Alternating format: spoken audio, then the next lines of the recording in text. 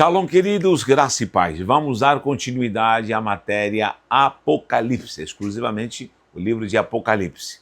Nós já iniciamos, e começamos com esboço do que nós vamos estudar em toda essa estruturação do livro de Apocalipse, lembrando que João está na ilha de Patmos e começa a ter essa revelação, ele está exilado, e também lembrando que é o único apóstolo que sobreviveu e de fato vai morrer de velhice, vai morrer de velho. Todos os demais apóstolos, inclusive nesse então, toda a maioria todos estão mortos, foram torturados, massacrados, crucificados, serrados, foram flechados, decapitados.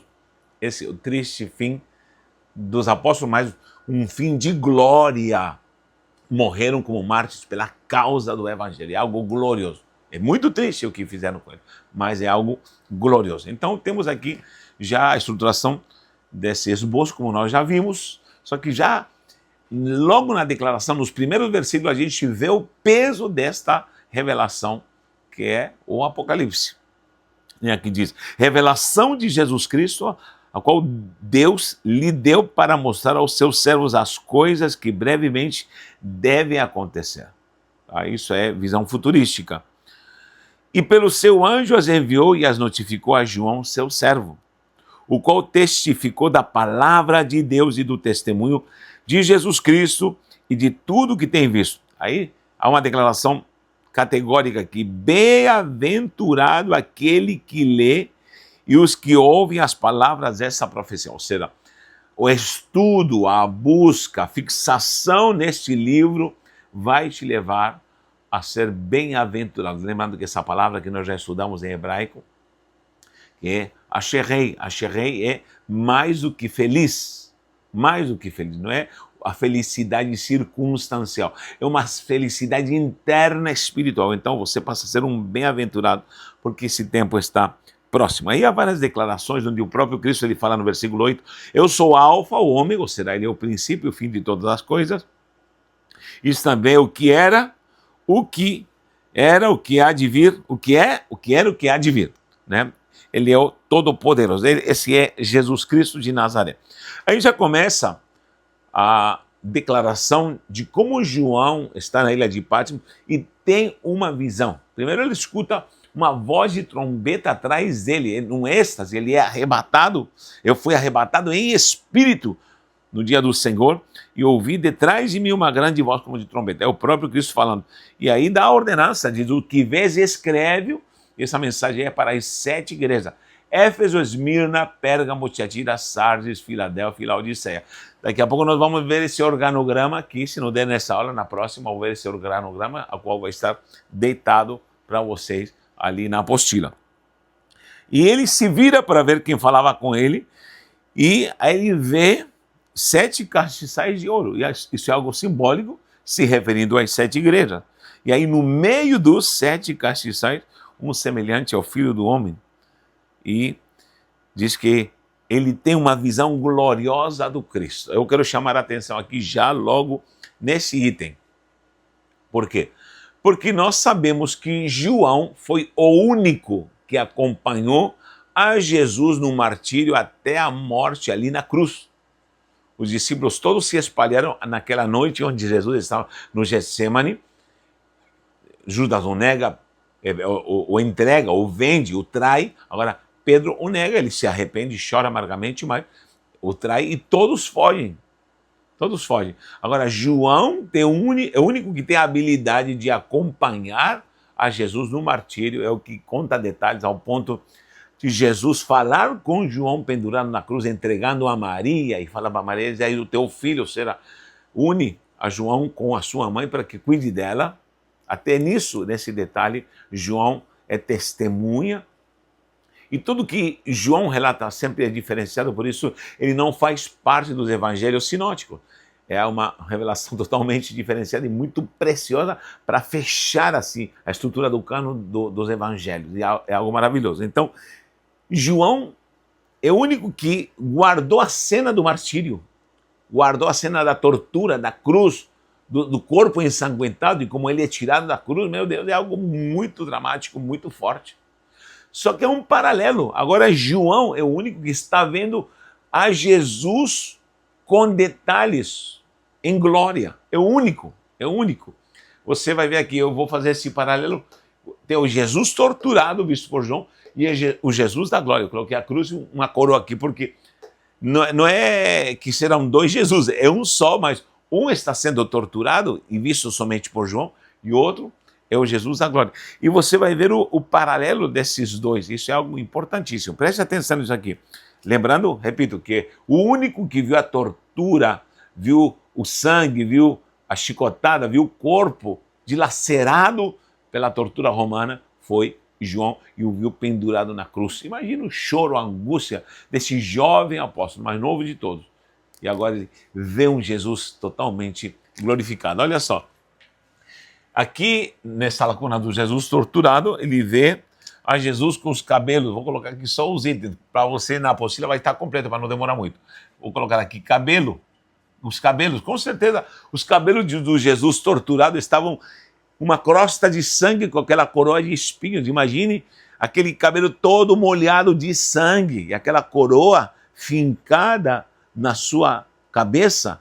Imagine, e batiam nele. Imagina o sangue que ele perdia na cabeça. Imagina a cena de ver o seu amado Cristo com seus cabelos todos ensanguentados com aquela coroa de espinho. Mas aqui João diz que vê a Jesus em glória. Você pode ver na sequência, a partir do versículo 13, você vai até o versículo 17 mais ou menos, a visão que ele tem das características desse Jesus de glória.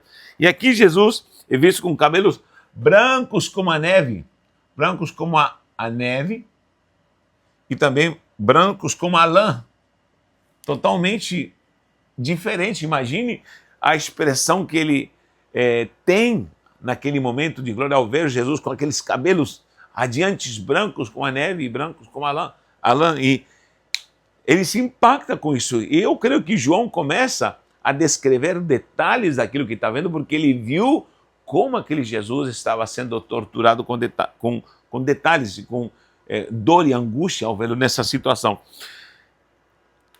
Diz que os olhos estavam cheios de hematomas. Imagine quanta pancada Jesus levou. Os olhos. Imagina os hematomas, o inchaço que estava de tanto levar pancada. Batiam com cana, enfim. Fizeram com certeza uma tortura aos moldes de Roma. Mas agora não era mais esse olhar cansado, angustiado de dor, porque ele sofreu muito. Quem sabe quantas vezes Jesus olhou para João com aqueles olhos inchados, com aqueles derrames dentro dos olhos de tanta pancada. E João não aguentava, chorava eternamente, com certeza. Mas agora ele vê os olhos como chama de fogo. Chama de fogo. Imagine a glória que esse Jesus está transmitindo. Um olhar, eu acho que João olhou para os olhos nessa visão ao Cristo e viu chama de fogo. Falou, meu Deus, o que está acontecendo? É a glória do Senhor. Os pés agora ensanguentados. 3, os pés agora ensanguentados, esses pés que foram furados, te garanto que João olhou para esses pés furados, machucados, sujos, lastimados ali, por caminhar descalço junto a esse calvário que vai levá-lo para o martírio. Então, o que acontece? Nós vemos agora os pés como latão reluzente, também diz bronze polido. Sempre explico isso aqui, isso é algo muito forte, gente. Por quê? Porque os pés como latão aqui, vou colocar aqui latão reluzente, era o espelho da época. O latão reluzente é o espelho da época. Nos pés polidos são usados como espelho, ou seja, se o bronze polido era usado como espelho para se ver, Jesus está querendo dizer, quer se ver, quer avaliar a sua vida, quer se ver como um espelho, vem até meus pés, porque eles estão polidos o suficiente para você se enxergar. Eu creio que você entende isso. O latão literalmente era usado como espelho, porque não existia a tecnologia de hoje em dia. As pessoas mal conseguiam se ver, só os mais ricos tinham espelho. E era um bronze polido, tão polido, que as pessoas conseguiam se enxergar. Agora ele está falando, os pés estão polidos. E ali, curvados aos pés de Cristo, você consegue enxergar. Muitas vezes você vê tanta gente ostentando, cantores cantando, shows, luzes, e você diz, meu Deus, que glória, que unção. Isso não é glória. Sabe onde se vê a glória de uma pessoa? Ou pelo menos onde temos a habilidade de poder avaliar se uma pessoa é uma pessoa que é aprovada por Deus, é nos pés de Cristo. Ajoelhado aos pés de Cristo, o quanto essa pessoa ora, o quanto essa pessoa se entrega, o quanto essa pessoa vai aos pés de Cristo para se olhar e se enxergar e falar, limpa-me, purifica-me, lava-me. Essa é a proposta principal. Já vamos falar com mais detalhes sobre isso. Então, temos aí o latão reluzente. Com certeza, Jesus falava, tentava conversar e a voz era frágil. Ele falou para as mulheres, não chorem por mim. Imagina a voz como estaria frágil. Quando ele pede água, quando ele está falando, perdoa-lhes. Com certeza era uma voz muito frágil, cansada, debilitada. Vou colocar aqui a voz, número 4. A voz. Aqui com certeza é uma voz debilitada, cansada, frágil, angustiada. Quando ele clama, Eli, lama sabachthani. É uma voz frágil. Mas aqui a voz é como de muitas águas, meu Deus. É um Deus que quando ele fala parece uma cachoeira. É como ele tenta descrever uma comparação alegórica usando uma cachoeira, como uma cachoeira de águas, de movimento de muitas águas, mas é algo espiritual, muito espiritual. Isso é maravilhoso. Ele vê os seus braços, com certeza, cansados, carregando uma cruz. 3, 4, agora é 5. As suas mãos, é isso mesmo. É isso, mãos. Vou colocar aqui, mãos. As mãos carregavam a cruz. Inclusive, depois as mãos vão estar furadas, vão estar todas machucadas pelo peso desse madeiro. E fora os cravos que vão furar as suas mãos. Só que agora, essas mãos, agora nesse Jesus de glória, tem 7 estrelas. 7 estrelas. Que são os 7 pastores. Essas 7 estrelas agora na mão direita. Sabe o que significa isso? Eu tenho autoridade, eu dou dons aos homens. Existe um ministério, existe a unção, existe a virtude para capacitar a igreja, porque quando diz aqui anda no meio da igreja, ele está querendo dizer, quando ele anda no meio dos 7 castiçais, ele está falando, eu vou me manifestar ao mundo através dos 7 castiçais, que simboliza a igreja no mundo. As igrejas no mundo. A igreja é uma só, na verdade. São igrejas locais, em diferentes locais. Existe a igreja na China, existe a igreja no Brasil, existe a igreja no mundo inteiro hoje em dia. Então, através da igreja, tudo que Jesus fará hoje, já fez e vai fazer ainda nesse período, né, final, é através da igreja. É no meio da igreja. Jesus vai usar a igreja.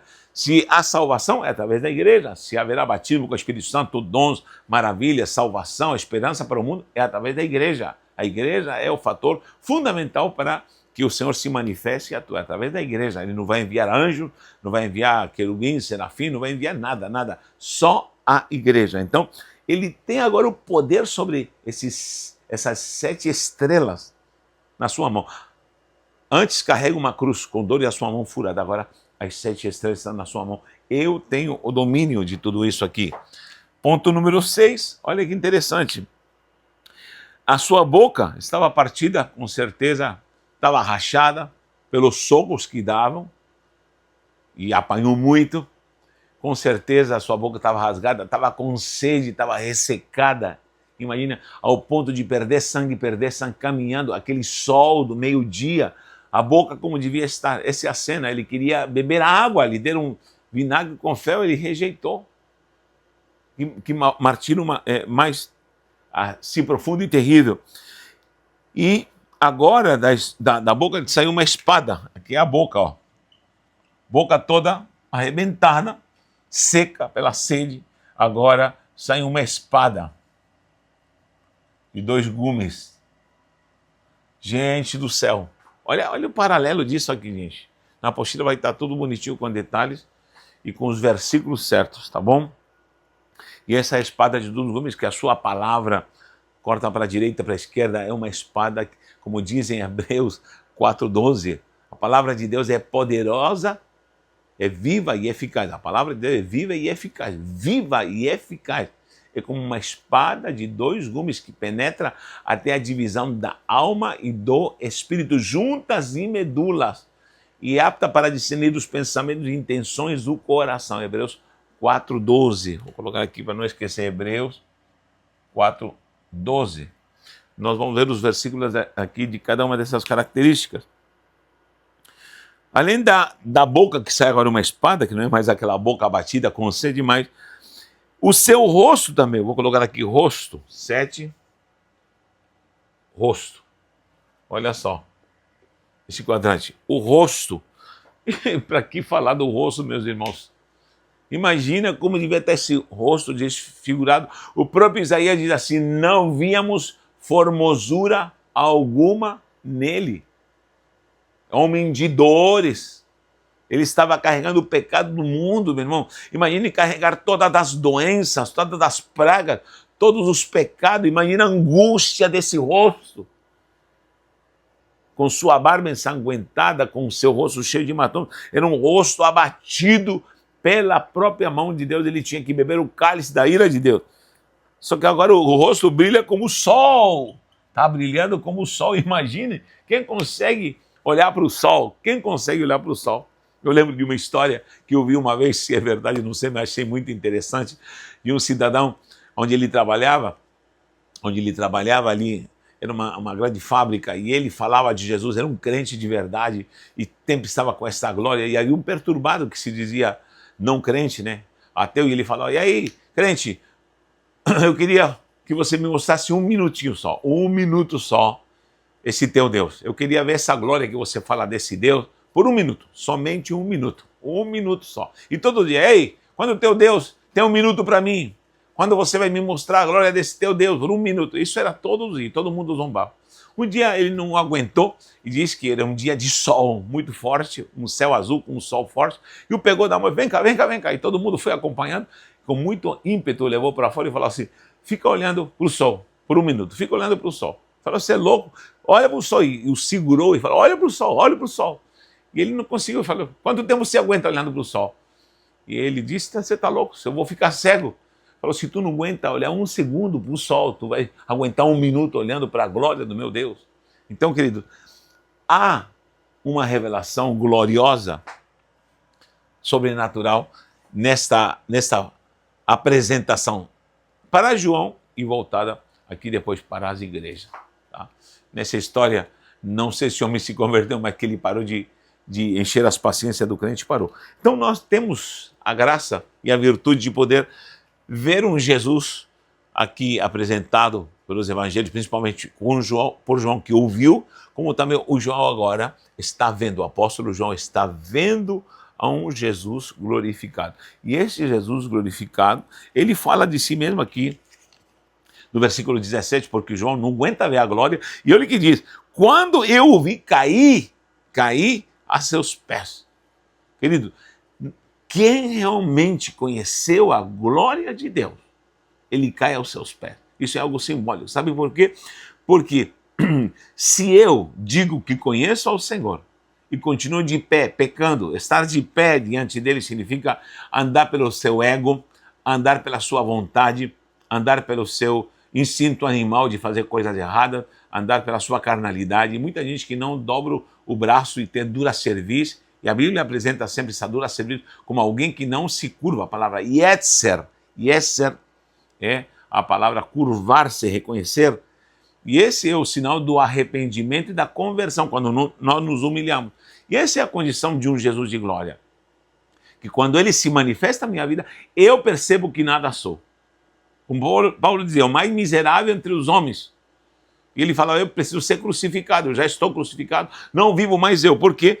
Porque eu tenho que cair aos pés de Cristo. Hoje temos tanto homem, mulher, cantor, pregador, bispo, apóstolo, cheio de pompa, dura cerviz, cheio de convicções, pregando um evangelho tão cheio de perecotecos, e de tantas invenções, e de tantas estruturas e estereótipos humanos falidos dos quintos dos infernos, não tem outra palavra.